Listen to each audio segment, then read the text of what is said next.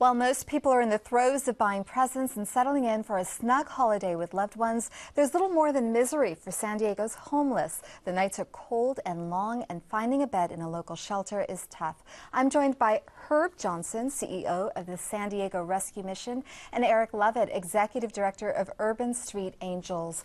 Herb, children make up the fastest growing segment of the U.S. homeless population. In San Diego last year, something like 2,400 stayed in emergency or transitional shelters, and half of them were under the age of 6. How troublesome is this trend?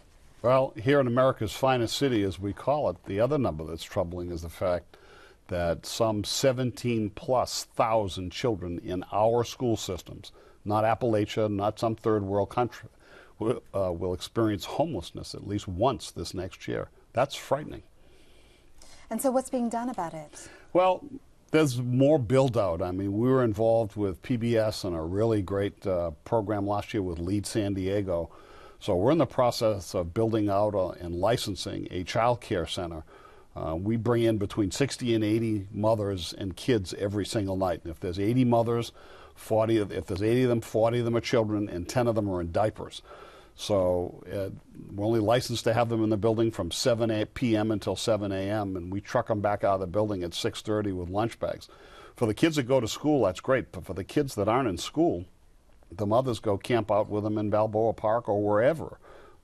That is a tragedy in America's finest city, and we're hoping to have this thing online. It'll go up to 30 kids. It'll take us about a year to build it up to that volume. But at least those mothers can leave the kids with us and go out and look for housing during the day. So San Diego has the third largest homeless population in the country. Who are they? Well, it's a pretty mixed population. We are the 8th largest city, so we have more than our fair share. And I talked before, it's about the temperature here. It's 9. It's the difference between the mean temperature in the winter, which is 67, and that in the summer, which is 76. So it's a great place to live, but it's a very expensive economy here. They are working poor, and many of them aren't traditionally homeless people. They're not on street corners or under blue tops, but they don't have residence. They're couch surfing. They move from place to place. They're like nomads, or they're living in their cars. And Eric, your group, Urban Street Angels, works with young people. In terms of people in their teens and 20s on the streets, what are you seeing? Well, we're seeing a lot of young people that are running from abuse, either sexual abuse, physical abuse, and they're staying very transient, and their trust has been taken for granted. They've lost the trust in their caretakers or their loved ones. So having to rebuild that trust with them, and so a consistency is what they need, consistency of trust and being there for them. And what are some of the stories that you're hearing? You know, I was just reflecting back earlier today about a young girl that was making her way from New York City. She was leaving New York City because her father actually abused her physically, emotionally, trying to protect her own family, her own mom and sisters. So her dad turned on her. Leaving that environment, knowing she had to save her own life, she made her way all the way across country. In the midst, got robbed, lost everything she had, even though it was not much in her, transport across the country. She arrived in San Diego with nothing but 22 now, with boys' clothes on, and had nowhere to go. Lost her identity, and so her words were, Urban Street Angels gave me hope, gave me empowerment, gave me my identity back. And so it's almost, that's the most important thing at this time of year or any time of year that we can do for somebody that's in need, is give them that hope, give them that love that they need to get back on their feet.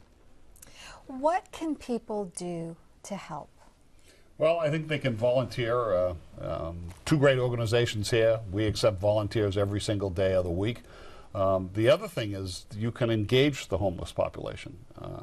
People have a tendency to go to the other side of the street.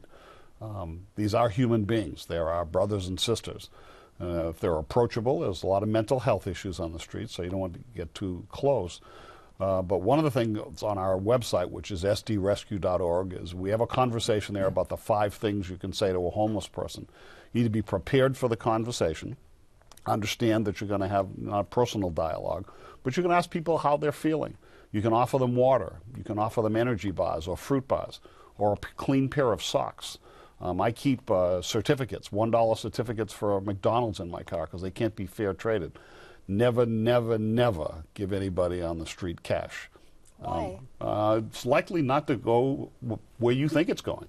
And if you really think they're starved and hungry, walk them to the local fast food place, buy the food, and hand it to them. We've got to wrap it up there. Herb, Eric, both of you, thanks for coming on the program. Thanks. Thanks for having us. Merry Christmas.